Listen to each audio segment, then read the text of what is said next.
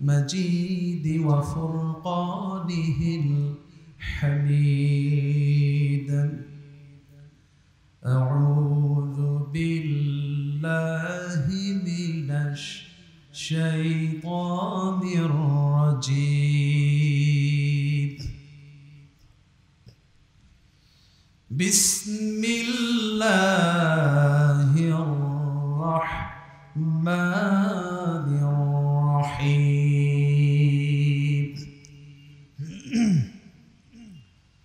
هذا بيان للناس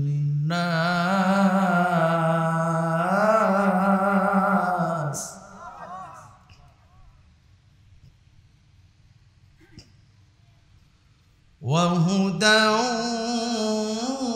وموعظة للمتقين.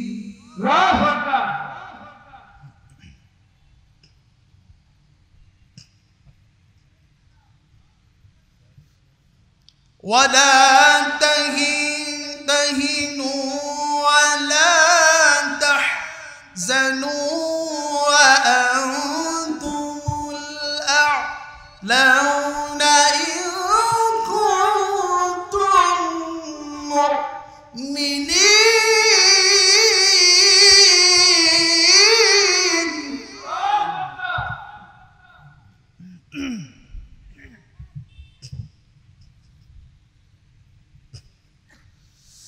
إن يمسسكم قرح فقد مس القوم قرح مثله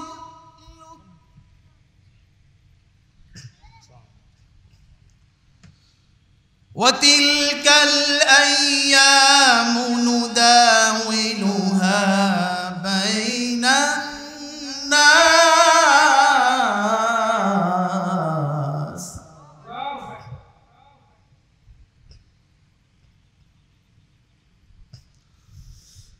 وليعلم الله الذين آمنوا ويتخذ منكم شهداء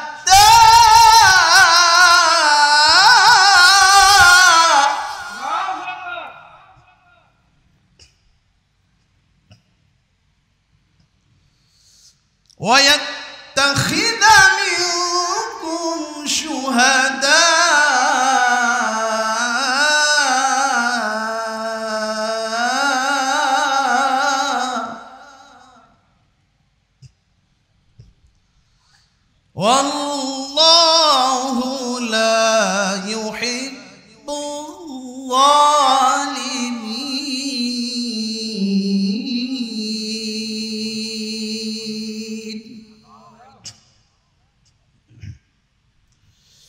إن الله وملائكته يصلون على النبي يا أيها الذين آمنوا صلوا عليه وسلموا تسليما. اللهم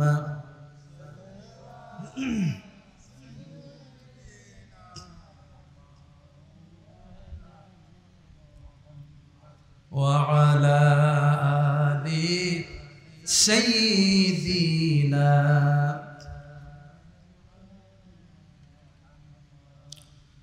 মনটা যদি হইতো প্রবল হাওয়া, মনটা যদি হইতো প্রবল হাওয়া, হইতো যদি শুভ্র কবুতর,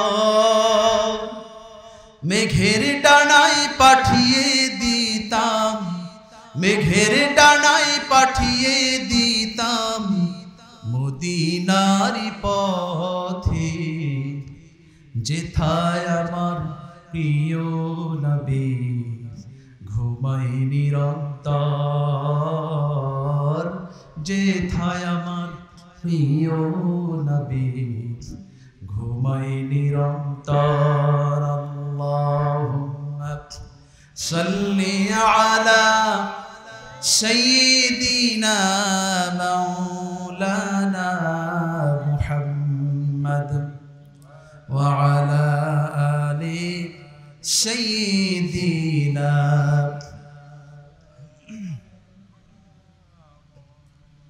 রসূল আমার হৃদয় মনে ভুলতে পারি না,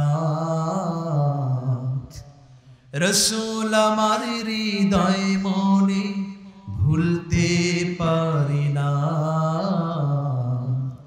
মনটায় আমার চাই যে যেতে সোনার মদিনা,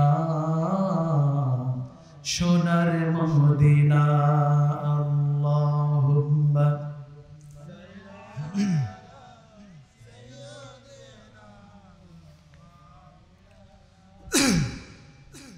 ওয়া আলা আলি সাইয়্যিদিনা। বালাগাল উলা বিকামালিহি কাশাফাত তুজা বিজামালিহি হাসনাত জামিউ খিসালিহি সাল্লু আলাইহি ওয়া আলিহি। বালাগাল উলা বিকামালিহি কাশাফাত তুজা বিজামালিহি حسنت جميع خصاله صلوا عليه وآله اللهم آمين. ربنا ظلمنا أنفسنا وإن لم تغفر لنا وترحمنا لنكونن من الخاسرين. رب العالمين বাংলাদেশের ঐতিহ্যবাহী জেলা বগুড়া জেলার সদর উপজেলার এরুলি ইউনিয়নের উল্লেখযোগ্য গ্রাম শিকারপুর গ্রামের শিকারপুর ডিউ আলিম মাদ্রাসা ময়দানে তাফসীরুল কোরআন মাহফিলে আমি গুনাহগার জান্নাতি বাগান থেকে জান্নাতি মানুষগুলোকে নিয়ে শাহিদের উপরে হাত তুলেছি। রব্বুল আলামিন তামাম জিন্দেগির গুনাহগুলো আমাদের ক্ষমা করে দিন।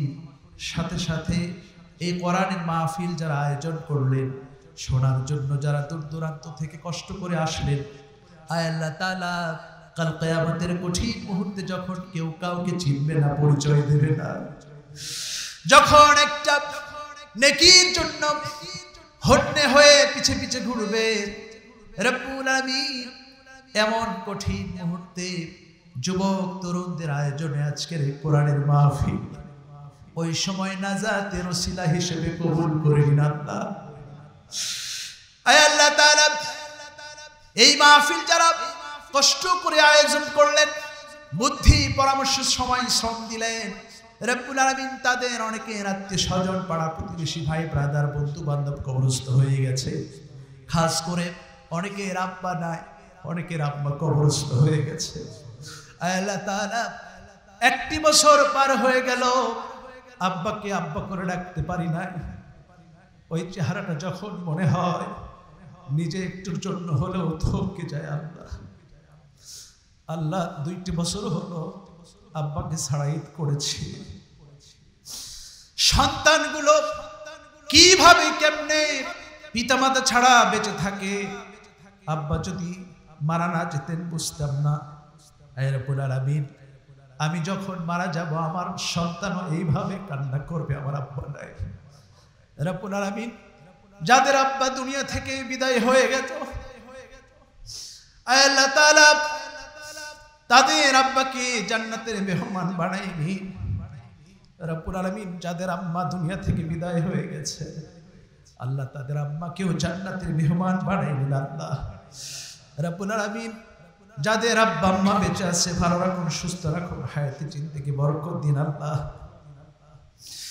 কোরআনুল কারীম সামনে নিয়ে কোরআনের মাদ্রাসায় আলেম ওলামার সামনে একটু কথা বলার জন্য সাহস করেছি, ইচ্ছে নিয়ত করেছি। আল্লাহ রাব্বুল আলামিন অল্প সময়ে এমন কিছু গুরুত্বপূর্ণ কথা আমি গুনাহগারের মুখ দিয়ে বের করে দিই যেই কথাগুলো সবার জন্য মঙ্গলময় হয়। ইয়া রব करम तो अगर करे हो बात जुबा को जो दिल पर असर करे रब्बना तक़ब्बल मिन्ना इन्नका अंतस समीउल अलीम वतुब अलैना इन्नका अंतत तव्वाबुर रहीम सुब्हान रब्बिक रब्बिल इज्जति अम्मा यसिफून सलामुन अलल मुरसलीन वल्हम्दुलिल्लाहि रब्बिल आलमीन ببركة لا إله إلا الله محمد رسول الله ذكر قال لا إله إلا الله لا إله إلا الله لا إله إلا الله لا إله إلا الله لا إله إلا الله لا إله إلا الله لا إله إلا الله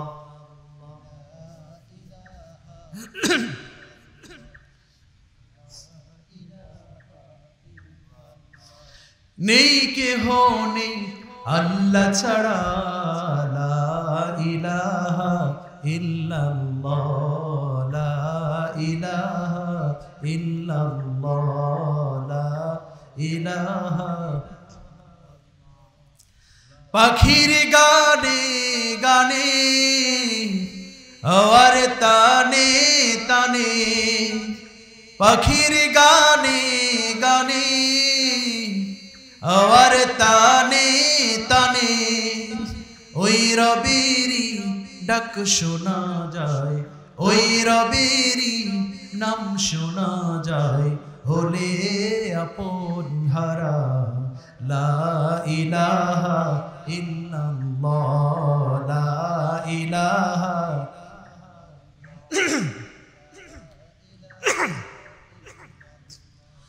লা ইলাহা ইল্লাল্লাহ মুহাম্মাদুর রাসূলুল্লাহ সাল্লাল্লাহু আলাইহি ওয়াসাল্লাম। শিকারপুর সমাজ উন্নয়ন সংঘের উদ্যোগে তাফসীরুল কোরআন মাহফিল, স্থান শিকারপুর ডিও আলিম মাদ্রাসা ময়দান। সভাপতিত্ব করবেন আজকের এই জান্নাতি বাগানের অত্র মাদ্রাসার সম্মানীয় শ্রদ্ধাভাজন ওস্তাজ অধ্যক্ষ জনাব মোহাম্মদ ইমদাদুল হক সাহেব, শিকারপুর ডিও আলিম মাদ্রাসা।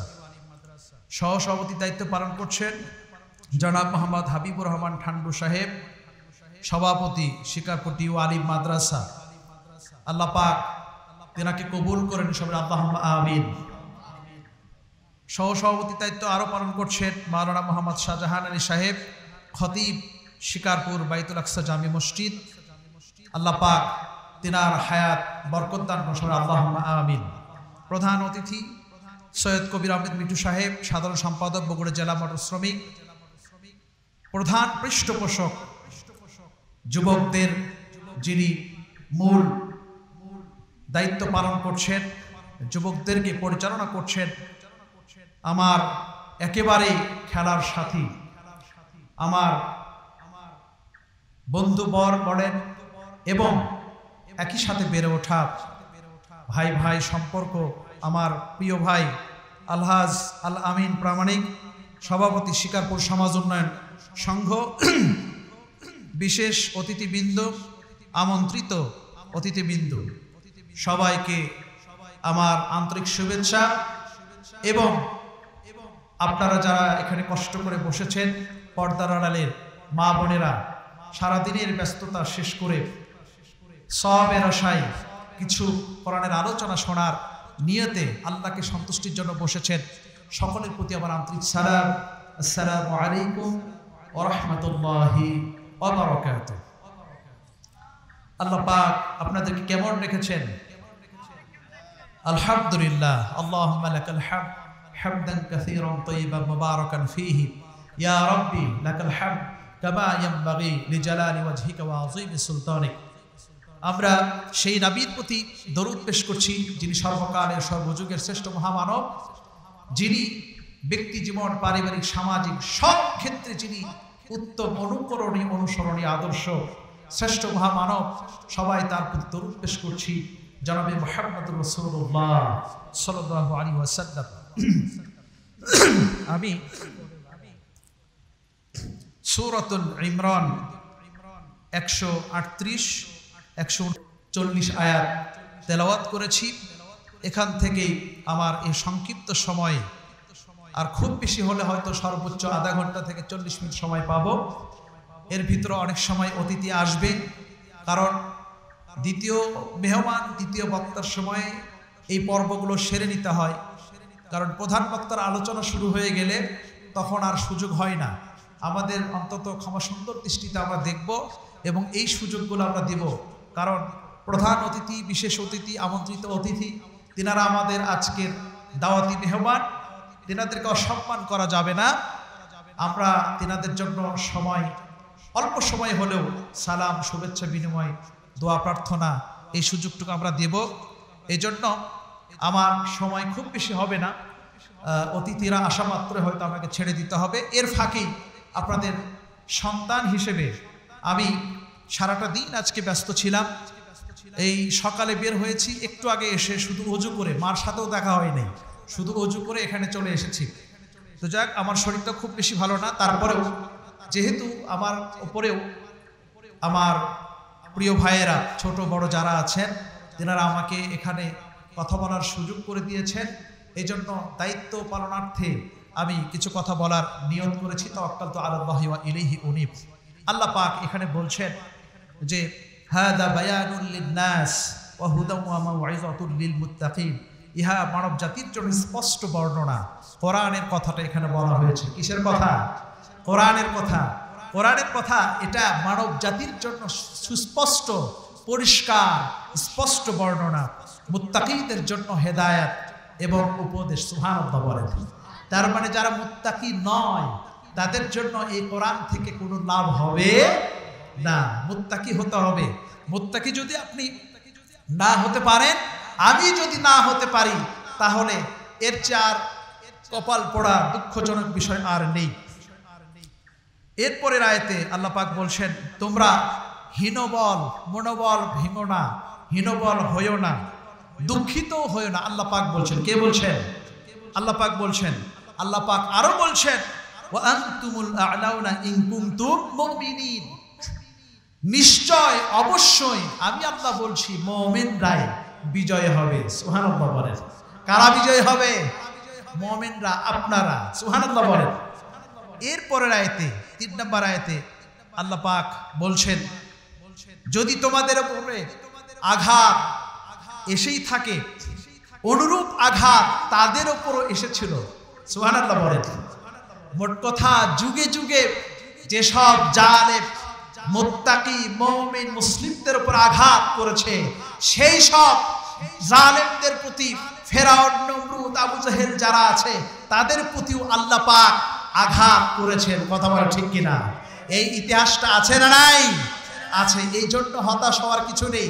এই আঘাতগুলো আসবে, এটা আল্লাহর পক্ষ থেকে পরিকল্পনা, রুটিন, এবং পাল্টা আঘাত আল্লাহ পাক তাদেরকেও সময় হলেই দেবেন ইনশাআল্লাহ।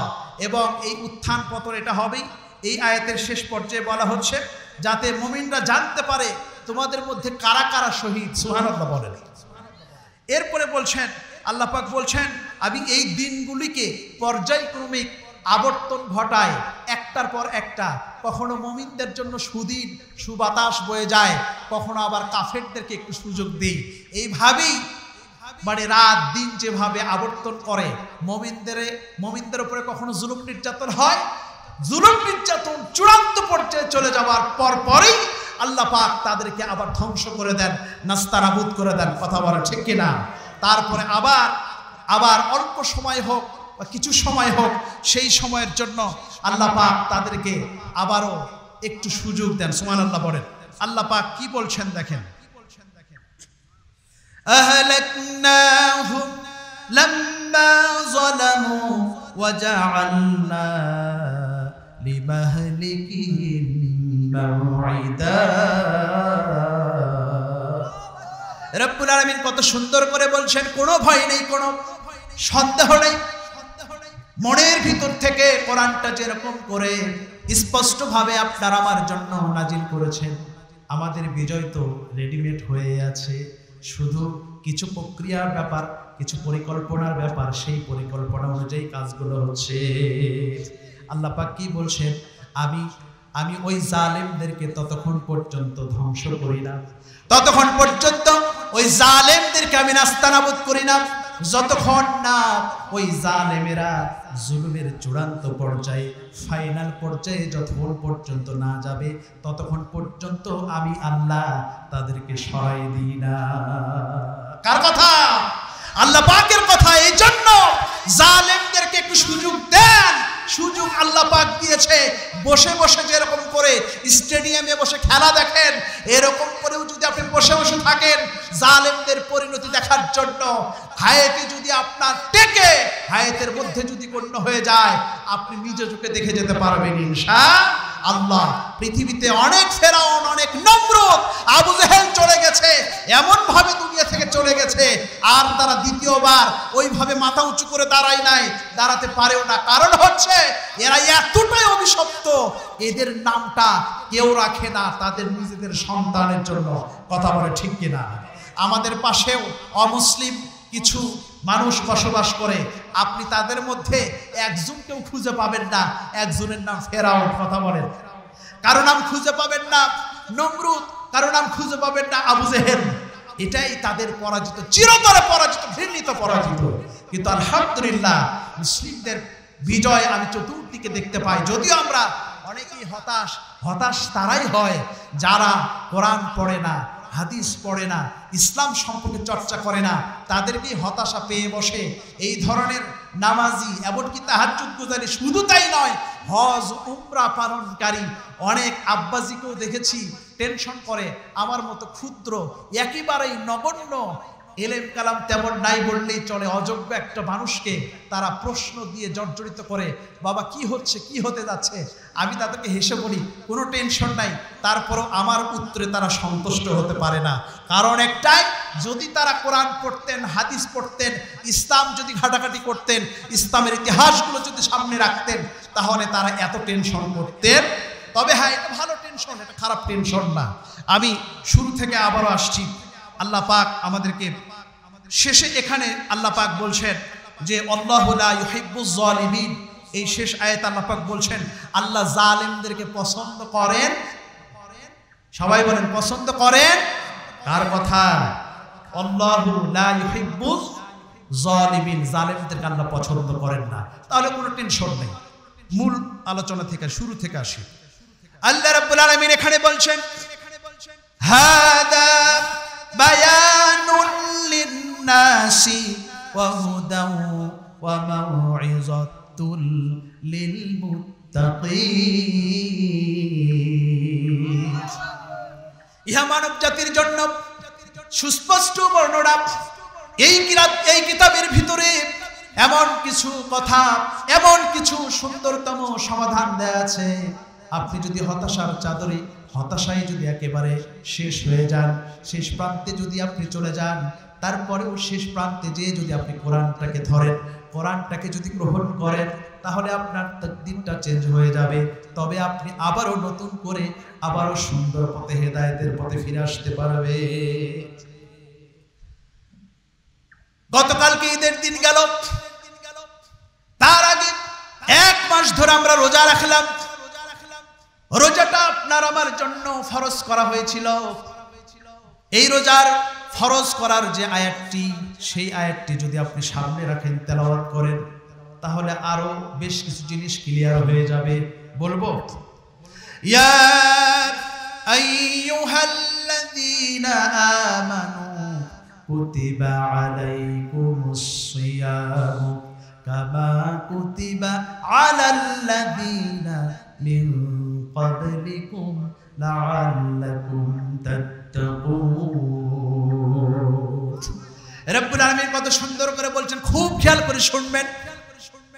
1 মাস আপনি রোজা রেখেছেন, আমিও রোজা রেখেছি, আমরা সবাই রোজা রেখেছি, কিন্তু এই আয়াতের মধ্যে আল্লাহ পাক বলছেন, হে মুমিনগণ, ইয়া আইয়ুহাল্লাযীনা আমানু, হে মুমিনগণ, তোমাদের উপরে রোজা ফরজ করা হয়েছিল। কুতিবা আলাইকুমুস সিয়াম কামা কুতিবা আলাল্লাযীনা মিন ক্বাবলিকুম, তোমাদের পূর্ববর্তীদের উপরেও রোজাটা ফরজ করা হয়েছিল। সুবহানাল্লাহ বলেন।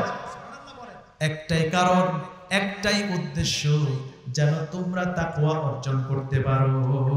কি করতে পারো? তাকওয়া অর্জন করতে পারো।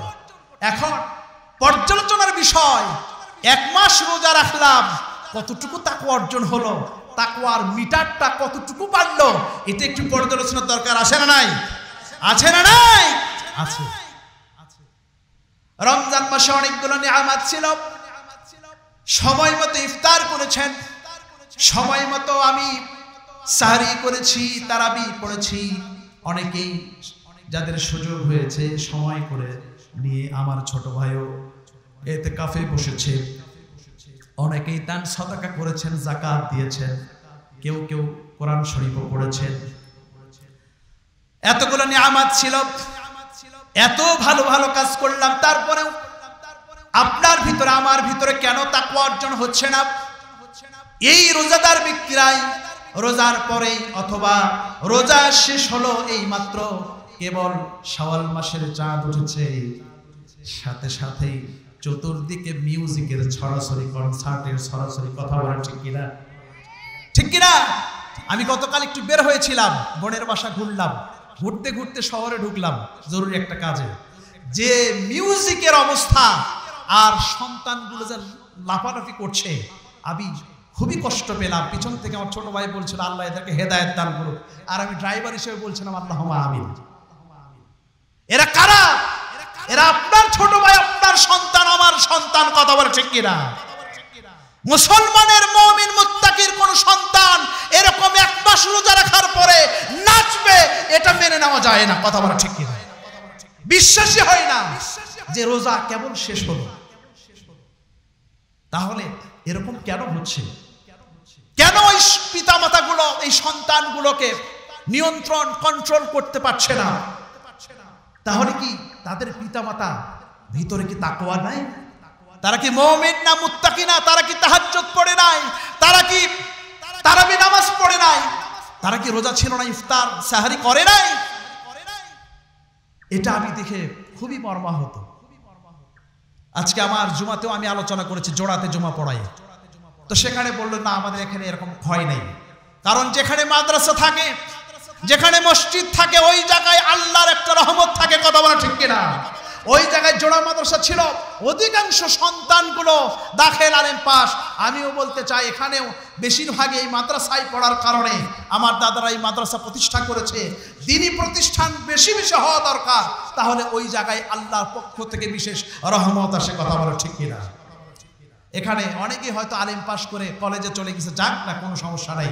তারপরও যেই সন্তান মাদ্রাসায় 2 ক্লাস 5 ক্লাস 7 ক্লাস পড়েছে, ওই সন্তানের চলাফেরা আর যে কোনোদিন মাদ্রাসায় পড়ে নাই, ওই সন্তানের চলাফেরা কোনোদিন এক হবে না, কোনোদিন এক হবে। কথা বলছিলাম, রমজান মাস চলে গেল। আজকের আমার সূরাতুল ইমরানের 138 নম্বর আয়াত, এই কোরআনটা আমি সুস্পষ্টভাবে মানব জাতির জন্য নাজিল করেছি। এই কোরআনটা মুমিন মুত্তাকিদের জন্য হেদায়েত, উপদেশ।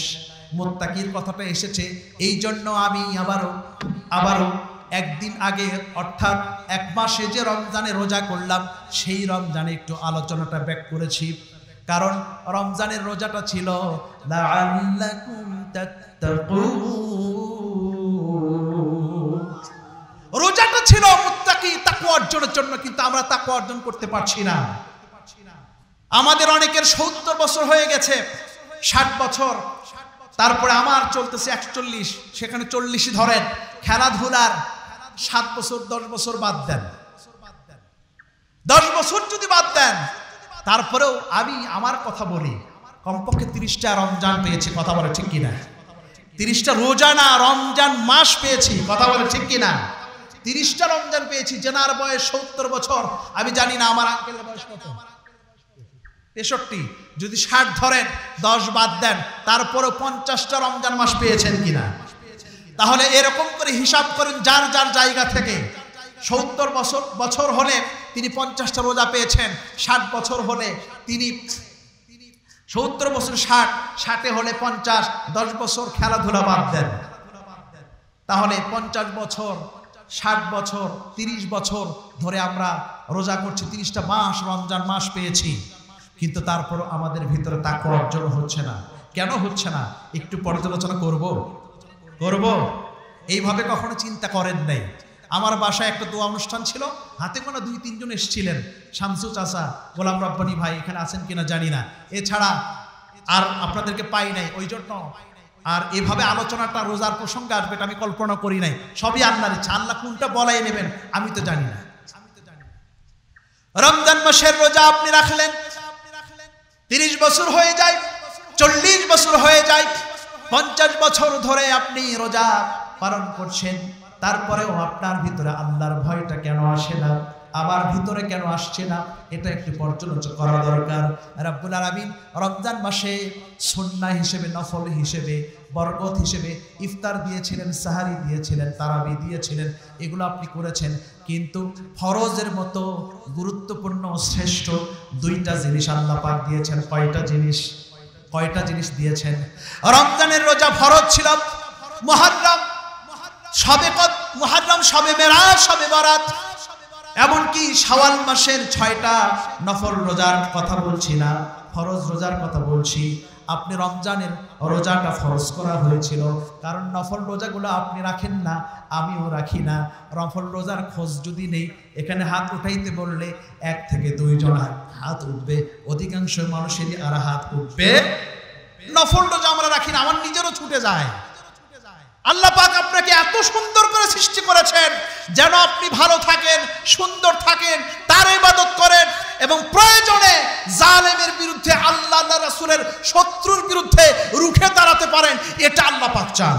কথা বলেন ঠিক কিনা?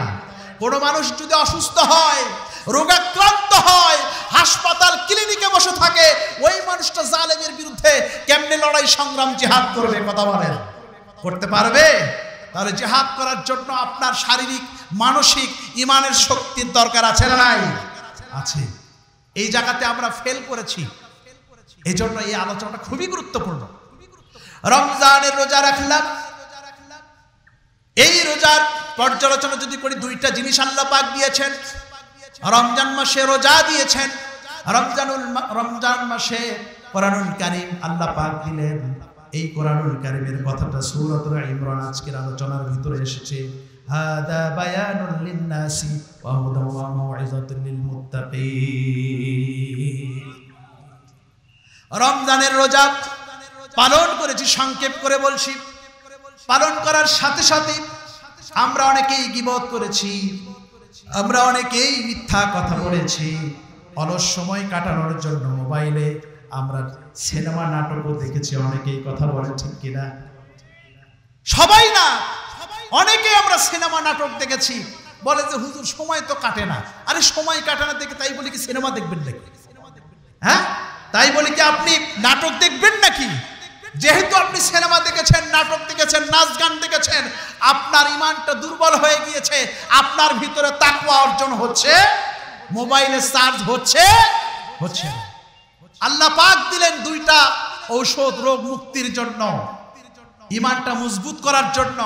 ডাক্তার যেরকম ঔষধ লাগে শরীরটা সুস্থ মজবুত হওয়ার জন্য, ডাক্তার 2টা ঔষধ লাগলো, পণ্ডিতগিরি করে একটা ওষুধ খাইছেন আর একটা খান নাই, বলেন তো রোগ ভালো হবে? রোগ ভালো হবে? হবে না। তা আমাদেরও 30 বছর ধরে আমরা রমজান মাস পালন করছি, 40 বছর ধরে রমজানে 30টা করে রোজা পালন করছি। যদি আমার কথাই বলি, 41 বছর চলছে, তো 30 বছর, 10 বছর ধরে আপনার খেলাধুলা বাদ দিলাম, 30 বছরে 33 কত? 990। কিন্তু আপনি 900 হবে, 90 গুণ করলে কত হয়? ভুল হলো আমার। মোট কথা 30 দিয়ে আপনি 30কে গুণ দেন, কত হয়? 900। আর 2টা শূন্য যোগ হবে, তাহলে 900টা রোজা রাখলাম আমি, আমার কথা বলছি। কিন্তু তারপরেও আমি সেই ব্যক্তি, দেখা গেল চালের ভিতরে ভেজাল নেই, কথা বলা ঠিক কিনা? আমি সেই ব্যক্তি জমিতে যাওয়ার পরে আমার তাকওয়া ঠিক থাকে না, আইল ঠেলতে ঠেলতে কঠিন অবস্থা, কথা বলে ঠিক কিনা? আমি সেই ব্যক্তি যিনি 1000 রোজা রেখেছেন, কিন্তু তারপরেও দেখা গেল যে মিথ্যা কথা বলে ছাড়তে পারি নাই। আমি সেই ব্যক্তি যিনি দেখা গেল পরিবারটা এখন পর্যন্ত ঠিক করতে পারি নাই, সন্তানদেরকে কন্ট্রোল করতে পারি নাই, কথা বলা ঠিক কিনা? আমি সেই ব্যক্তি, রোজাদার ব্যক্তি, 1000 রোজা রাখলাম, অথচ আমি আমার সামনে কোনো অন্যায় হলে তার আমি প্রতিবাদ করতে পারি। তাহলে বলেন তো তাকওয়া অর্জন হয়েছে? তাকওয়া অর্জন হয়েছে? হয়নি। তাকওয়াটা কেন অর্জন হয় নাই? শুনুন, রমজানের রোজার খবর যদি এখানে যদি আমি হাত উঠাইতে বলি, শিশু কিশোর সহ সকলেই মনে হয় হাত উঠবে, 2-1টা বাদে। যদি বলি রমজান মাসে রোজা কারা কারা রেখেছেন, হাতটা উঠে একটু হাত উঠান তো দেখি কারা রেখেছেন। আলহামদুলিল্লাহ, নামেন। শবে বরাতের রোজা কারা রাখছেন?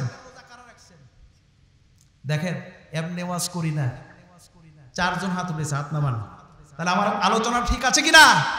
শবে বরাত, শবে মেরাজ, এরপরে জিলহজ মাসের যে রোজা, শাওয়াল মাসের 6টা রোজা, এগুলো কিন্তু আমরা রাখি না। আল্লাহ পাক বলছেন, তোমাকে আমি কষ্ট করে খুব সাধনা করে, ফেরেশতারা নিষেধ করেছিল মানুষ তৈরি করতে, আমরাই তো আছি জিকির আজকার করার জন্য। মানুষ তৈরি করার কোনো দরকার নাই, ফেরেশতারা বাধা দিয়েছিল। আল্লাহ পাক বলেছিলেন, আমি যা জানি তোমরা তা জানো। সুবহানাল্লাহ বলেন।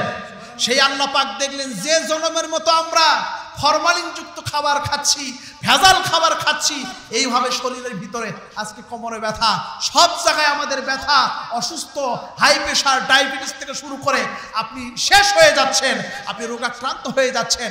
কেমনে আপনি নামাজি পড়বেন আর ক্যাপ্টেন সালেমের বিরুদ্ধে রুখে দাঁড়াবেন, কথা বলা ঠিক কিনা? এই জন্য আল্লাহ পাক চান আপনি সুস্থ থাকুন। নফল রোজা দিয়ে যেহেতু কাজ হলো না, এই জন্য আপনাকে আমাকে আল্লাহ পাক রোজাটা ফরজ করে দিলেন। সুবহানাল্লাহ। যেহেতু আমরা বাধ্য, সবাই রোজা রেখেছে, আলহামদুলিল্লাহ। এখন রোজা রাখলে 2টা কাজ হয়, না খেয়ে থাকা সারাটা দিন। এই একটা কাজ হয়, পারিবারিক চাপে হোক, যে কোনো চাপে হোক, আল্লাহকে বুঝি নাই, কোরআন বুঝি নাই, সন্তুষ্ট করার জন্য হয় নাই, কোনো মতো রোজাটা রাখছে সামাজিকতা করার জন্য, তার জন্য লাভ আছে। যদিও তাকওয়াটা অর্জন হলো না, সিনেমা দেখেছে, নাটক দেখেছে, নাচানাচি দেখেছে, গীবত করেছে, মিথ্যা কথা বলেছে, এগুলো করেছে কিনা কথা বলেন? এগুলো হয় আমাদের ভিতরে, কিন্তু তারপরও কি লাভ? ওয়া আনতাসুমু খায়রুল লাকুম ইন কুনতুম তা'লামুন। রব্বুল আলামিন বলছেন, রোজার ভিতরে এমন কিছু কল্যাণকর বিষয়, আমি উপকারী জিনিস আমি দিয়েছি, যদি তোমরা জানতে। এটা বিজ্ঞান এখন পর্যন্ত প্রমাণ করেছে, পরীক্ষা করেছে। জাপানের বিজ্ঞানী তিনি পরীক্ষা করেছেন রোজাদারদের নিয়ে, কয়েক লক্ষ রোজাদারদের উপরে পরীক্ষা নিরীক্ষা করেছেন। পরীক্ষা করে দেখেছেন, কোনো ব্যক্তি যদি রোজা রাখে, আল্লাহর সন্তুষ্টি অসন্তুষ্টি এটা তো একটা অন্য বিষয়, এটা দেখা যায় না, ওটা আমি বাদ রাখলাম। এমনিতেও কোনো ব্যক্তি যদি 12 থেকে 14 ঘন্টা যদি কোনো কিছু না পান করে, না খাওয়া দাওয়া করে, ওই ব্যক্তির ভিতরে এমন পজিটিভ ভালো ভালো কোষ আছে, ওই কোষগুলো খারাপ কোষ, নেগেটিভ কোষগুলোকে খেয়ে ফেলে, নষ্ট করে দেয়, প্রস্রাব পায়খানার মাধ্যমে বের করে দেয়। সুবহানাল্লাহ বলেন। বিজ্ঞানে পর্যন্ত প্রমাণ পেয়েছে, কেউ যদি রোজা রাখে আল্লাহর সন্তুষ্টির জন্য হোক আর না হোক, হলে তো ডাবল সওয়াব, কথা বলা ঠিক কিনা? একেবারে সোনাই সোহাগা। যদি সন্তুষ্টি পর্যায়ে যদি নাও যেয়ে থাকে, তাহলেও সেই ব্যক্তি কমপক্ষে 28টা রোগ থেকে মুক্তি পাবে। সুবহানাল্লাহ। এই পর্যন্ত 28টা রোগের তালিকা আমার কাছে আছে, ওই সময়টা আমার কাছে নাই, থাকলে আমি দিতাম আপনাদের সামনে তালিকা ধরে ধরে। 28টা বড় বড় রোগ থেকে মুক্তি পেয়ে যায়। বিশ্বের বিভিন্ন দেশে দেশে রোজার মাধ্যমে চিকিৎসা ক্লিনিক খোলা হয়েছে, সেখানে খোলা হয়েছে, কেউ অসুস্থ পরীক্ষা নিরীক্ষা করে খুব জটিল হলে বলে যে আপনি 30টা রোজা রাখেন, 20টা রোজা রাখেন, 40টা রোজা রাখেন, কোনো মেডিসিন লেখা হয় না। সুবহানাল্লাহ বলবেন না, আরো জোরে বলেন। কোনো মেডিসিন লেখা হয় না। তাহলে রোজা কত বড় একটা নিয়ামত। এভাবে যদি আমাদের সন্তান, আমাদের জাতির সামনে যদি আমরা আরো যদি ফুটে তুলতে পারতাম, আলেম ওলামা তুলতে পারতেন, তাহলে এই আমার সন্তানগুলো, আমার মুসল্লিগুলো আরো আন্তরিকতার সাথে রোজাটা পালন করতেন। কথা বলছে কিনা? এটা গেল দৈহিক উপকারিতা, দুনিয়াবি উপকারিতা। জাপানের ওই বিজ্ঞানী যখন দেখলেন তার শরীর থেকে খারাপ কোষগুলো দূর হয়ে যায়, নোবেল পুরস্কার, নোবেল কমিটি আন্তর্জাতিক কমিটি ওই বিজ্ঞানীকে তাকে নোবেল পুরস্কার দিয়েছে। আলহামদুলিল্লাহ। এখন আসেন আরেকটা জায়গায়, যেই জায়গাটা আমাদের একেবারেই ফাঁকা, এটা বলে আমি আমার আলোচনায় ফিরে আসছি। প্রসঙ্গক্রমে রোজার মাসে চলে গিয়েছি, কারণ মুত্তাকির আলোচনাটা আজকের আলোচনায় এসেছে। রমজান মাসে আল্লাহ পাক দুইটা জিনিস দিলেন, একটা হচ্ছে রোজা। রোজার কি অবস্থা সেটা তো বললাম, একেবারে লেজে গোবরে অবস্থা। রোজা রেখেছি, সারাদিন রোজা রেখেছি। অনেকে তো এরকম আছে, ও রোজা রেখেছে নামাজ পড়ে নাই, এরকম আছে না নাই? কি অবস্থা? তাহলে রোজা রাখাটাই শুধু হয়েছে, মানে সারাটা দিন না খেয়ে থাকা হয়েছে। কিন্তু অনেকেই হক আদায় করে নামাজ পড়েছেন, তাহাজ্জুদ পড়েছেন, নফল করেছেন, কোরআন পড়েছেন, অনেকেই পড়েছেন। যাক, রোজার এই অবস্থা। আরেকটা জিনিস দিয়েছেন, সেটা হচ্ছে কোরআন। সেটা কি? কোরআন। শাহরু রমাদানাল্লাযী উনজিলা ফীহিল কুরআনু হুদাল লিন-নাসি ওয়া বাইয়িনাতিম মিনাল হুদা ওয়াল ফুরকান। রব্বুল আলামিন রমজানুল মাসে কোরআন নাজিল করলেন। এই কোরআনটা এই জন্য নাজিল করেছেন, আপনি আমি যেন হেদায়েত পাই, উপদেশ গ্রহণ করতে পারি। কোরআনটা এই জন্য এসেছে, সত্য মিথ্যার পার্থক্যকারী হিসেবে কোরআনটা নাজিল করেছেন কে নাজিল করেছেন? এখন এই কোরআনটা একটু আগে বললাম, ডাক্তার দুইটা ওষুধ লিখেছে, পণ্ডিতগিরি করে একটা খাইছেন আর একটা খান নাই। বলেন তো রোগ ভালো হবে? হবে? এতক্ষণ বলেছিলাম কারা কারা রোজা রেখেছেন, সবাই কিন্তু হাত উঠেছে কিনা? এখন আসেন কারা কারা আর একটা ট্যাবলেট ক্যাপসুল যেটা দিয়েছে কোরআন। রমজানে দুইটা গুরুত্বপূর্ণ জিনিস, রোজা আর একটা হচ্ছে কোরআন আল্লাহ পাক দিয়েছিলেন। তাহলে রোজা রেখেছেন, সবাই হাত উঠাইছেন, কোরআনটা দিয়েছিলেন। এই পুরো মাস ব্যাপী কারা কারা কোরআন পড়েছেন একটু হাত উঠান তো দেখি। দেখেন, হাত নামান। হাতে গোনা কয়জন? তার মানে অনেকে আছেন কোরআনটা ধরেনি নাই। তার মানে দুইটা ওষুধ ডাক্তার লিখলো, একটা খাইছেন আর একটা সবাই বলতেছে। যারা করেন নাই অন্তত হা হু কন, কথা বলেন। তাহলে আপনি কোরআন পড়েন নাই। এখন আসেন এটার একটু পর্যালোচনা করি। কোরআন পড়েছেন, কিন্তু আপনার ভাষাটা আরবি না, আপনার ভাষা বাংলা। ভাষার জন্য আপনি শহীদ হয়েছেন। পৃথিবীর মধ্যে একটাই দেশ, সেটা হচ্ছে বাংলা ভাষা। কথা বলা ঠিক কিনা? এটার জন্য শহীদ হয়েছেন। তো বাংলা ভাষায় তো কোরআনটা বোঝা যায় না। আপনি কোরআনটা খুলেছেন, এমনও হতে পারে 5 খতম 10 খতম হয়েছে, কিন্তু কোরআনটার ভিতরে কি আছে এটাকে আপনি বুঝেছেন? কথা বলেন, এটা কি বুঝেছেন? বোঝেন নাই। তার মানে এখন আমি এটুকু বলতে পারি, অর্থসহ তাফসির সহ কোরআন কারা কারা পড়েছেন? অর্থসহ একটু হাতগুলো দেখি তো, অর্থসহ তাফসির সহ কারা কারা পড়েছেন? দেখেন এবারে হাত কিন্তু আরো কমেছে, হাত নামান।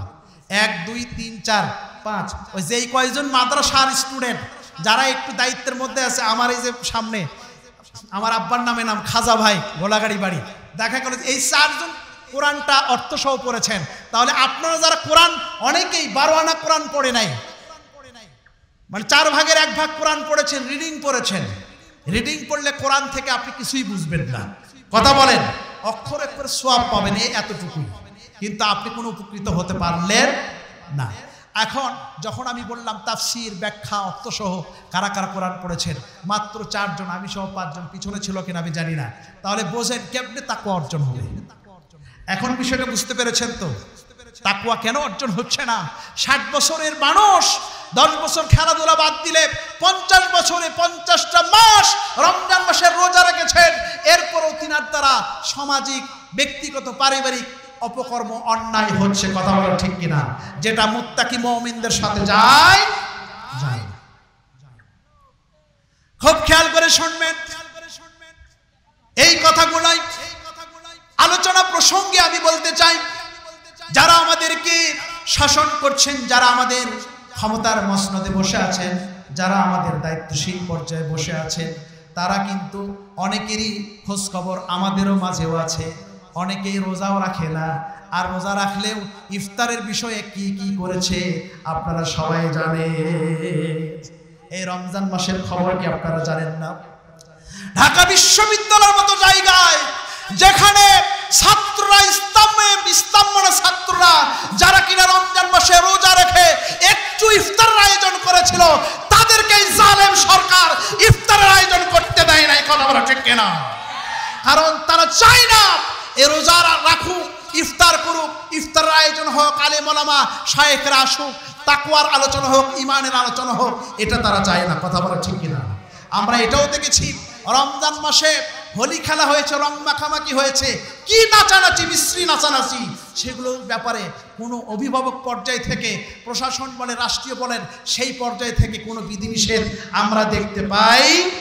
মনেই হয় না এটা বাংলাদেশ নাকি অন্য দেশ, মনেই হয় না এটা মুসলিম প্রধান দেশ। কথা বলেন ঠিক কিনা? খুবই দুঃখ লাগে যদি একেবারে উপর থেকে নিচ পর্যন্ত সবাই যদি আমরা রোজাটা বুঝতাম, রোজাটা রাখতাম, কোরআনটা সুন্দরভাবে পড়তাম, কোরআনের অর্থ যদি জানতাম, কোরআন অনুযায়ী মানার জন্য যদি আইন প্রয়োগ করতাম, তাহলে এই অশান্তিগুলো আর থাকতো না, এবং আমার বিশ্বাস তাদের মুরলিপোনাগুলোও থাকতো না অযোগ্যতার কারণে। কথা বলা ঠিক কিনা? আমার আলোচনা বুঝতেছেন? বুঝতেছেন? এই রমজান মাসে আরেকটা কথা বলে শেষ করে আমি রমজান মাস থেকে বের হয়ে আসছি, কারণ রমজান মাসটা চলে গিয়েছে। রমজানে শবে কদর পালন করেছেন কিনা? আমরা করেছি কিনা?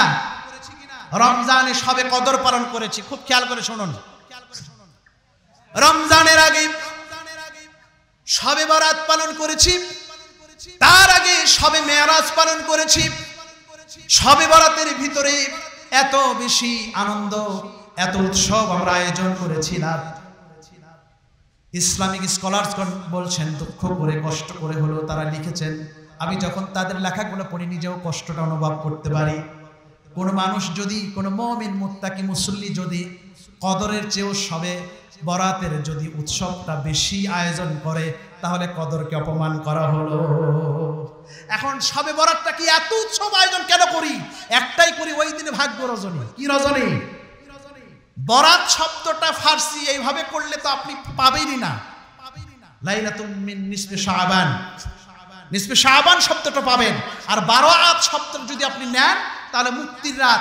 এই রাতে অসংখ্য মানুষকে জাহান্নাম থেকে মুক্তি দেওয়া হয়। সুবহানাল্লাহ বলেন। তারপর আবার দুইটা শর্ত তো আছে, সংক্ষেপ আলোচনা।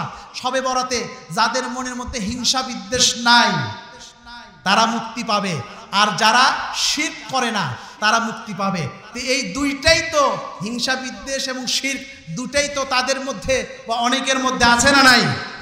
রাস্তার মোড়ে মোড়ে 3 মাথা 4 মাথা 6 মাথা, সেখানে যে মূর্তি বানানো হলো, এটা শিরক কিনা? কথা বলেন না কেন? এটা শিরক কিনা? এটা শিরক। আবার দেখেন, হিংসা বিদ্বেষ তাদেরই কোনো না কোনো মন্ত্রীর মাধ্যমে আল্লাহ পাকই বের করে দেয়। সাক্ষাৎকারে বলতেছে যে আমরা ঠান্ডা মাথায় প্ল্যান প্রোগ্রাম করে বিরোধী দলদেরকে 20,000 অ্যারেস্ট করেছি, না করলে তো গাড়ি ঘোড়া চলতো না। শোনেন নাই ফেসবুকে? তাহলে এটা কি ভালোবাসার রাজনীতি হলো না হিংসা বিদ্বেষের রাজনীতি হলো? কথা বলেন। হিংসা বিদ্বেষের রাজনীতি হয়ে গেল। এটা গেল রাষ্ট্রীয় পর্যায়ে। জাতীয় পর্যায়ে এই হিংসাটা ভাই ভাই আছে না নাই? এই পরিবার ওই পরিবারে আছে না নাই? শিরক আছে। আমরা কোনো কিছু হলেই মহাস্থানে চলে যাই। কথা বলে ঠিক কিনা? কথা বলে ঠিক কিনা? কোনো কিছু হলেই বলে যে ওষুধ খেয়ে ভালো হয়ে গিয়েছি, আল্লাহ ভালো করেছে, এই কথাটা আমরা কেউ বলি না। খেয়াল করে শুনুন, লাইলাতুল কদরের কথা বলছিলাম। শবে বরাত এত উৎসবের সাথে আমরা পালন করলাম, কিন্তু আমার নজরে পড়েছে তার চেয়েও কিছুটা কম গুরুত্ব দিয়ে আমরা কদর পালন করেছি। শবে বরাতের চেয়ে কমজোরি হয়েছে কিনা কথা বলেন? কারণ আমাদের ধারণা শবে বরাতের ভিতরে ভাগ্য লেখা হয়, কিন্তু অধিকাংশ হাদিসগুলোতে পেয়েছি মূলত শবে কদরের ভিতরেই ভাগ্যটা লেখা হয়। সুবহানাল্লাহ বলেন। শবে কদরের ভিতরেই। তবে শবে বরাতের ব্যাপারেও কিছু হাদিস আছে। এই জন্য অসংখ্য আলেম ওলামা তিনারা আবার সিদ্ধান্তে পৌঁছেছেন মূলত শবে বরাত আর রমজান এই তো 15 দিনের ডিস্টেন্স, এই ডিস্টেন্সের মিল করেছেন যে মূলত শবে বরাত থেকে শুরু হয়, শবে কদরে এসে শেষ হয়। সুবহানাল্লাহ বলেন, তাহলে তার কেসাল ঝগড়া থাকলোই না। কিন্তু আমি শবে কদরের পক্ষেই একটু জোর দিয়ে কথা বলি, কারণ হচ্ছে কদরের রাতে কি নাজিল হয়েছে, কি নাজিল হয়েছে?